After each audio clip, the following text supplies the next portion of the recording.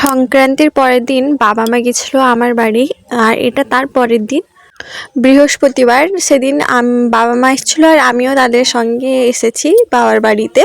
তো এই যে রাস্তাতে যাচ্ছি, আর আজকে তো বৃহস্পতিবার যেহেতু বর ডিউটিতে যাবে, তো আমাদেরকে গাড়িতে করেই যেতে হবে। আর এখানে দেখো এই যে ও আমার হাত দেখছে, এটা কি পড়েছে গলাতে, মাম্মাম তো এটাকে কামড়ানোর চেষ্টা করছে কিন্তু পারছে না, মুখ তো আর ঢুকছে না তার ভিতরে। প্রথমে আমাদের স্ট্যান্ড পর্যন্ত ওর বাইকে এসেছিলাম, তারপরে কিছুটা হেঁটেছিলাম আমরা।